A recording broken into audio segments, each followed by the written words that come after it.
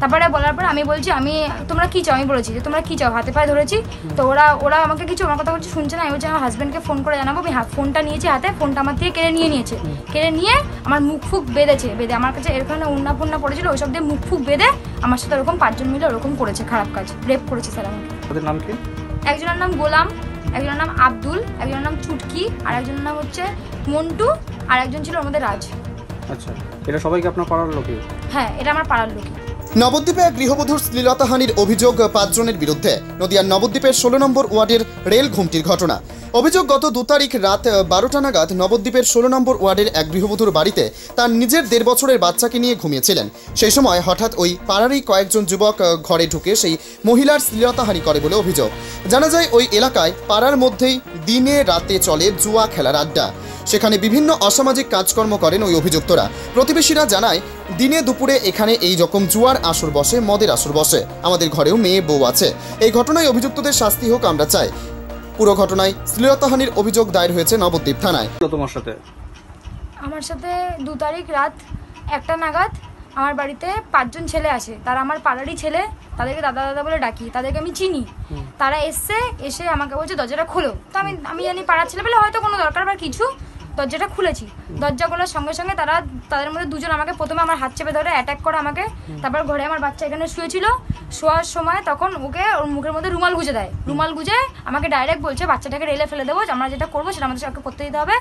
কোনো পাড়ার লোক জানে না, কোনো চিল্লামিল্লি হবে না, কোনো কিছু হবে না, তুমি চিল্লামিল্লি করলে বাচ্চাটাকে আমরা রেলে ফেলে দেবো, এরকম বলছে। রেলে কেটে যাবে, মরে যাবে, ভালো হবে, সেটা আমাকে এভাবে বলছে। তারপরে বলার পর আমি বলছি আমি তোমরা কি চাও, আমি বলেছি যে তোমরা কি চাও, হাতে পায়ে ধরেছি। তো ওরা আমাকে কিছু আমার কথা বলছে শুনছে না। আমি বলছি আমার হাজব্যান্ডকে ফোন করে জানাবো। আমি ফোনটা নিয়েছি হাতে, ফোনটা আমার থেকে কেড়ে নিয়েছে।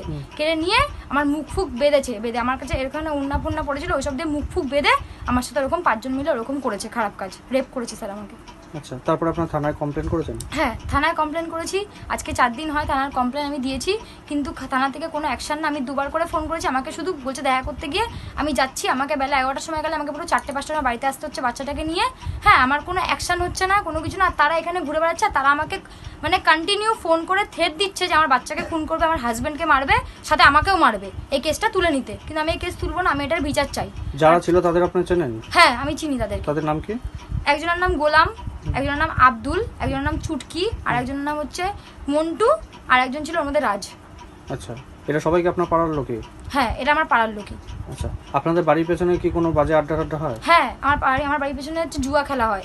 আচ্ছা, এখানে জুয়া খেলা হয়, আর আমাদের এখানে মাঠেও জুয়া খেলা হয়। সেখান থেকেই কি তারা এসেছিল? হ্যাঁ, সেখান থেকে তারা এসেছিল। হয়তো তাদের কাছে মানে তারা হয়তো এটা গ্যাং করেই করেছে বা কিছু, আমি এসব কিছু জানি না। কিন্তু ওরা এরকম, ওদেরকে আমি চিনতাম। আমার বাড়িতে জল নিতে আসতো, আমার হাজব্যান্ড যখন থাকছিল জল নিতে আসতো, জল ফল নিত, ভালো কথা মতা বলতো, আসতে যেতে আমাকে ডাকতো, খুঁজতো, কথা বলতো, ভালো ব্যবহার ছিল। কিন্তু ওরা এটা এরকম আচানক একদিন আমার বর চলে গেল, 29 তারিখে আমার বর বাড়ি থেকে বেরিয়েছে, আর এরকম 2 তারিখ রাতে আমাকে এভাবে অ্যাটাক করে আমার সাথে এরকম করেছে। কোনো রকম মেডিকেল পরীক্ষা কিছু করিয়েছেন? না, মেডিকেল পরীক্ষা 24 ঘন্টা পেরিয়ে গেছিল বলে কোনো মেডিকেল পরীক্ষা হয়নি। আমাকে পুলিশ কোনো কিছু জানাই বলে আমি তো এসব কোনোদিন এরকম জানি না। আমি খুব ভয়ে ছিলাম স্যার, আমি এর জন্য এইসব কিছুতে যাইনি। কিন্তু আমার কাছে কিছু রেকর্ডিং আছে যেটাতে প্রমাণ যে ওরা আমার সাথে এরকম করেছে। ওখানের মধ্যে কি একটা ছেলে, ওদের মধ্যে একটা ছেলে যে গোলাম, সে সব কিছু স্বীকার করেছে, আর সে আমাকে কেসটা করতে সাহায্য করেছে। তাদের বাবার নাম, তাদের নাম সব কিছু আমাকে বলেছে, বলে আমাকে কেসটা করতে সাহায্য করেছে।